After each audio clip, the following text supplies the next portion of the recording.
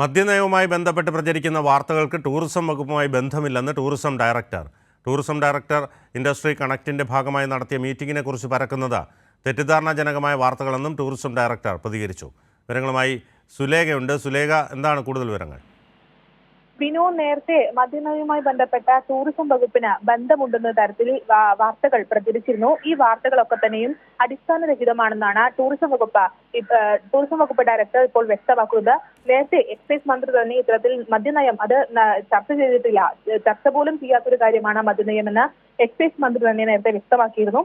ഈ ഒരു സാഹചര്യത്തിലാണ് ടൂറിസം വകുപ്പിന് മദ്യനയവുമായി ബന്ധപ്പെട്ട് ബന്ധമുണ്ടെന്നുള്ള തരത്തിൽ വാർത്തകൾ വന്നിരുന്നത്. ഈ സാഹചര്യത്തിലാണ് മദ്യനയവുമായി ബന്ധപ്പെട്ട പ്രചരിക്കുന്ന വാർത്തകൾക്ക് ടൂറിസം വകുപ്പുമായി ബന്ധമില്ലെന്ന് ഡയറക്ടർ തന്നെ വ്യക്തമാക്കിയിട്ടുള്ളത്. ടൂറിസം ഡയറക്ടർ ഇൻഡസ്ട്രി കണക്റ്റിന്റെ ഭാഗമായി നടത്തിയ മീറ്റിംഗിനെ കുറിച്ച് പരക്കുന്നത് അത് വ്യാജമായ ഒരു വാർത്തയാണ്. ടൂറിസം മേഖലയുടെ വികസനത്തിൽ റിസോർട്ടുകൾ, ഹോട്ടലുകൾ, ഹൗസ് ബോട്ടുകൾ, ഈവന്റ് മാനേജ്മെന്റ് ഗ്രൂപ്പുകൾ എന്നിവർ വഹിക്കുന്ന പങ്ക് വളരെ വലുതാണ്. ആ ഒരു സാഹചര്യത്തിൽ ഈ ടൂറിസം മേഖലയിലെ സ്റ്റേക്ക് ഹോൾഡേഴ്സിന്റെ പ്രതിനിധികളുടെ മീറ്റിംഗുകൾ അത് ഒരു കൃത്യമായ ഇടവേളകളിൽ ടൂറിസം ഡയറക്ടറേറ്റിലെ ഉന്നത ഉദ്യോഗസ്ഥർ വിളിച്ചു ചേർക്കാറുണ്ട്. അത്തരത്തിൽ വിളിച്ചു ചേർത്ത യോഗമാണ് 21-ാം തീയതി നടന്നത്. പക്ഷേ ഇത് മന്ത്രിയുടെ നിർദ്ദേശപ്രകാരം ചേർന്നൊരു മീറ്റിംഗ് അല്ല എന്നുകൂടി ടൂറിസം വകുപ്പ് ഡയറക്ടർ വ്യക്തമാക്കുന്നുണ്ട്.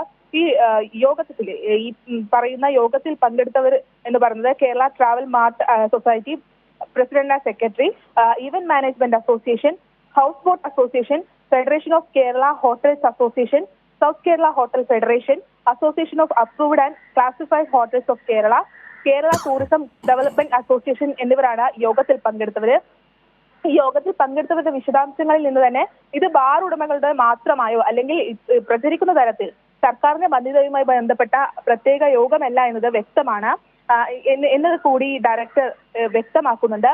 വെഡിംഗ് ഡെസ്റ്റിനേഷനായി കേരളത്തെ ഉയർത്തുന്നതിന് നേരിടുന്ന തടസ്സങ്ങൾ, MIC ടൂറിസത്തിന് നേരിടുന്ന പ്രശ്നങ്ങൾ, ഒപ്പം ദീർഘകാലമായി ടൂറിസം ഇൻഡസ്ട്രി നേരിടുന്ന പ്രശ്നങ്ങൾ തുടങ്ങിയവയാണ് ഇത്തരത്തിൽ ഈ നടന്ന 21-ാം തീയതി നടന്ന യോഗത്തിൽ ചർച്ചയായത്. പക്ഷേ ഇത്തരത്തിൽ പ്രചരിക്കുന്ന തരത്തിൽ മദ്യനയവുമായി ബന്ധപ്പെട്ടുള്ള ചർച്ചകൾ ഈ യോഗത്തിൽ ഉണ്ടായിട്ടില്ല എന്ന് തന്നെയാണ് ഡയറക്ടർ വ്യക്തമാക്കുന്നത്.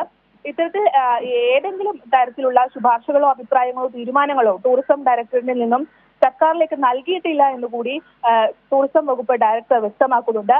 ടൂറിസം വകുപ്പിന്റെ ഡയറക്ടർ എന്ന നിലയിൽ മേഖലയിലെ വിഷയങ്ങൾ പഠിക്കാൻ ഡയറക്ടറുടെ തലത്തിൽ യോഗങ്ങൾ കൂടുന്ന പതിവുണ്ട്. അത്തരം യോഗങ്ങൾ ഉദ്യോഗസ്ഥലത്തിൽ നടത്തുകയാണ് പതിവ്.